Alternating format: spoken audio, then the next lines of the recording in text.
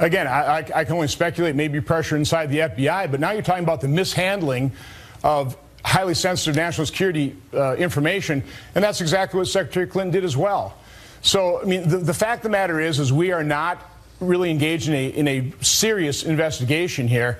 And when you take a look, one of the things I've asked the State Department is who else is on those email chains? Because, Maria, we all know, when you send an email, you know, is that going to the state.gov classification email system, or is it going to clintonemail.com? President Obama was emailing Secretary Clinton at clintonemail.com. He had to know.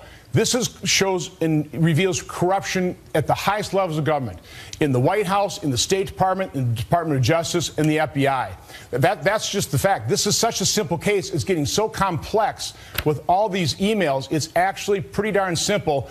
Information was concealed, it was destroyed, it was mishandled, and there's some pretty simple statutes to read. I'm not a lawyer, I'm not a prosecutor. I look at this, it's a pretty cut and dry case. Well, I think you make a really good point, Senator, because we now know that the president did lie to the American people. He was in an interview, specifically asked, when did you learn that Secretary Clinton was using a private email and a private server, which nobody else had done? Never have you seen anybody use a private server.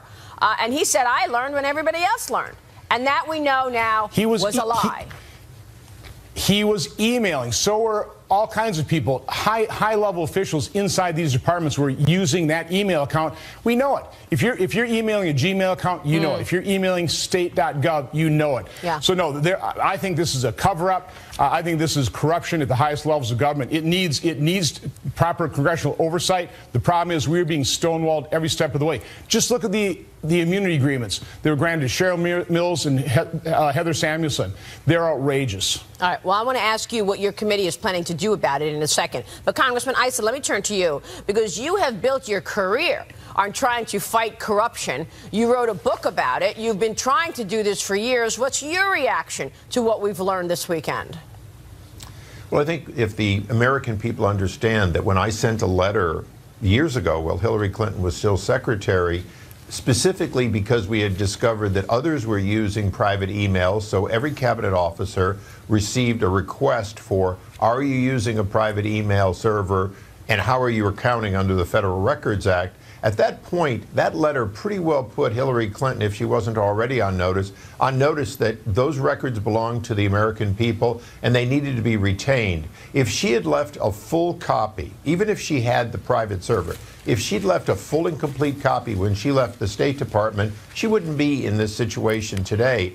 But very clearly, she sought to avoid public scrutiny of her correspondence, both good and bad, and that's why she's in this position. So when she's complaining that it's only a few days before an election, it's her own fault, including her most close confidant, Huma Abedin, who could have turned that information over and clearly didn't meet that obligation, even though they were both under subpoenas. But, Congressman, can anybody do anything about it? I mean, in the face of all of this, you've got the commander-in-chief basically giving out messages to people, basically saying she didn't do anything wrong.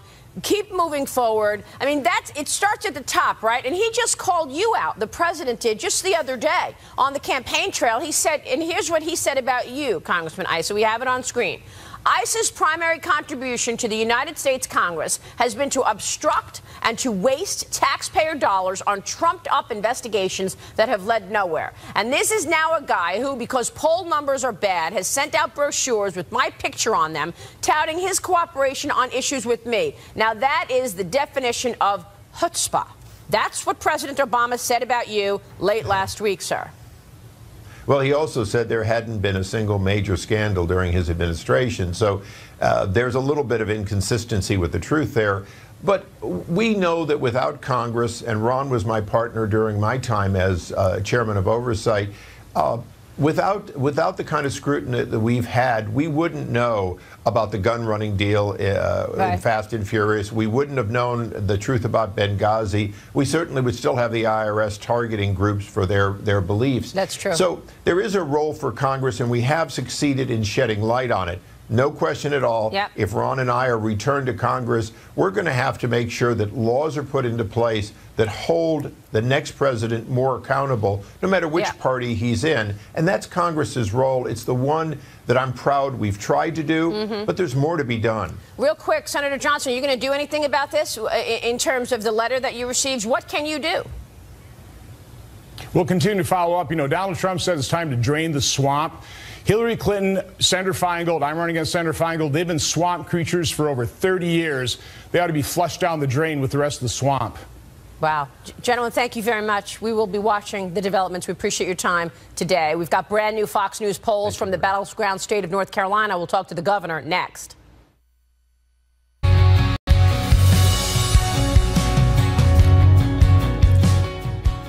Welcome back. Well, now there are 9 days left to go until America votes on a new president. New polling out of North Carolina to share this morning. It shows Hillary Clinton is leading Donald Trump by 6 points in the key battleground state of North Carolina. I want to point out that this poll was taken before the new revelations about the FBI reopening its investigation into Hillary Clinton's emails. Joining me right now is the governor of North Carolina, Pat McCrory. And Governor, it is good to see you. Thank you so much for joining us this morning. Thanks for having me again, Marie. Thank you very much. First off, we just showed these polls. Give us a sense of what the people of North Carolina are looking for in their next commander-in-chief. Obviously, Hillary Clinton is in the lead here, 47% to 41% for North Carolina. What sense do you get from the people in terms of their priorities?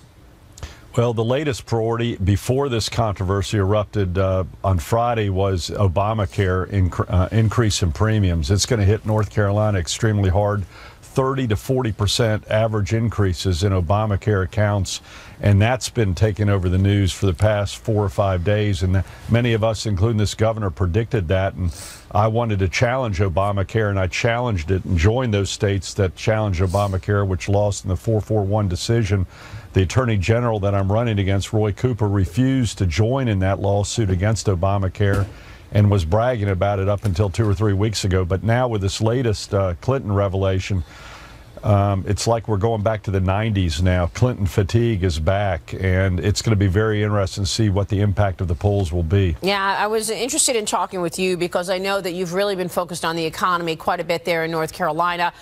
Things are a lot better on your watch, and we know that you signed tax reform into law, which put more money in the paychecks of hardworking families. That's one of the issues that we're talking about in this campaign, tax reform and economic growth. That has been very hard to come by. What do you think is needed to actually move the needle on economic growth and jobs for the country overall? Well, I'll tell you what we did in North Carolina. When I came into office 3.5 years ago, we had the 5th highest unemployment rate in the country. We had 9.4% unemployment. North Carolina, which is a booming state, was really hurting 3.5 years ago. And what I did was lowered the corporate tax from 6.6% to 3%, lowered the income tax from the high 7s to low 5s. And I also paid off $2.6 billion in debt we owed for unemployment to the federal government. And we just started seeing a sharp reduction in unemployment. We're now the 4th fastest growing economy in the United States in North Carolina. Our unemployment's 4.7%. The cranes are back, especially in Charlotte, where I'm at today. So things are going real well. But I also have to remind your viewers, in the eastern part of our state, we're still feeling the effects of Hurricane Matthew.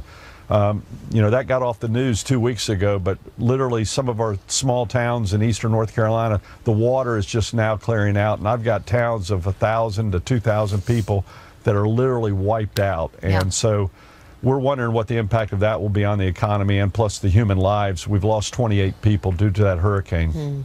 Well, my condolences to you and the entire state, sir. You mentioned Obamacare earlier and the 30 to 40% increases that we're going to see next year in premiums. What do you want to see in terms of Obamacare from our next president? Of course, we know that this has been one of the issues that has held back the economy because businesses are reluctant to create new positions because it's too expensive with Obamacare and the requirement to add benefits. Well, the two biggest concerns that I've been expressing since I've been governor, and even when I was mayor of Charlotte when this started, was that I'm afraid, you know, the old way of getting insurance was through your companies, and I'm afraid you're going to have a lot more companies just drop their insurance, pay the penalty, and get out of the insurance business, which is make us more dependent on government and providing insurance. And that is a big concern of mine. The other thing is there's no provider competition anymore.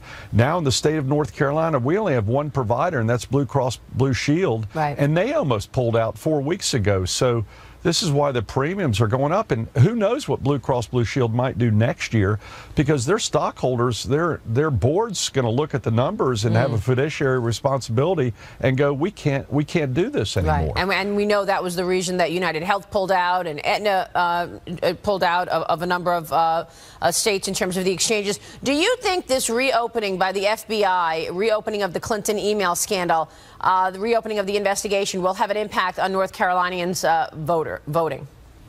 Yes, I do. I think more than anything, it might impact the turnout.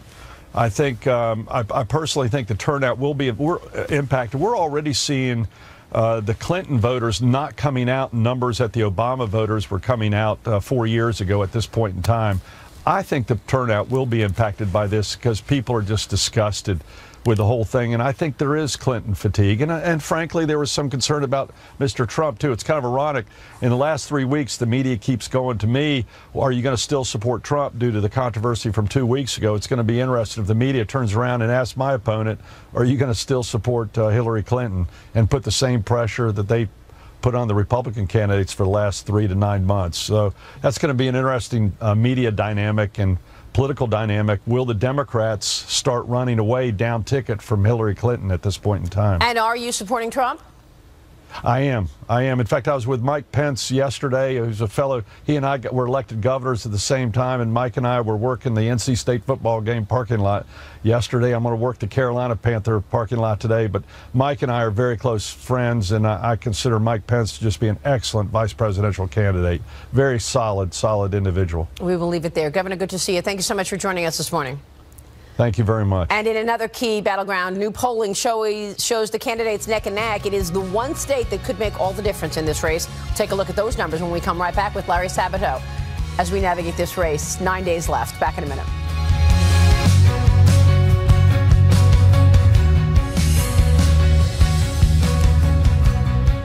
Welcome back. We've got some brand new poll numbers this morning showing a dead heat in the all-important battleground state of Florida. With 29 electoral votes up for grabs in Florida, Hillary Clinton has 45% of the vote to Donald Trump's 44%. That is well within the margin of error, and I should point out that this, too, was taken before the FBI reopened its criminal investigation into Hillary Clinton and the email scandal. Larry Sabato is with us. He is the director of the Center for Politics at the University of Virginia. Good to see you, Larry. Thanks so much for joining us.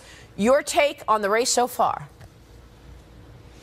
Well, it's the craziest race I've seen since the 1960s. So I always try and prepare for these contests by taking extra vitamins and eating healthy the last couple of weeks. And I think we all need to do that because there's still some twists and turns to come. There will be other October and November surprises before November 8th. Well, what about this surprise that we just got? Do you think it's going to alter the race, the fact that the FBI is reopening its investigation into Hillary Clinton's emails?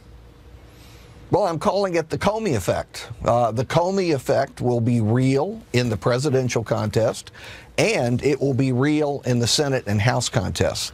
I think what Director Comey has done and the actions that he's taken will benefit Donald Trump. I don't know how much, maybe a point or two. We won't know until Wednesday. We need to have a series of good polls come out that are taken over the period when people will have learned about this, and we don't have that yet. And it's going to have an impact in some of the really close Senate and House races, and it will help Republicans rather than Democrats. So let me ask you about this investigation and why you think it will be helpful. I mean, there's the one idea that there are emails that were on Anthony Weiner's PC that basically go against what Hillary Clinton may have said to Congress and to the FBI. But then there's also this worry about national security in general. Catherine Herridge from Fox News reporting earlier that during Huma Abedin's April FBI interview, she said that she routinely sent State Department Hillary Clinton emails to her personal Yahoo account to print, saying that the State Department system was too clumsy, so she wanted to send them to her Yahoo account. Now, fast forward a few months after that, we know that Yahoo was hacked. Well, these are interesting facts, and I'm going to let the partisans argue about them, Maria. I simply look at the polling effects of what has happened, and this has been a major event in the campaign that occurred 11 days before the election. I think it will have the general effect of energizing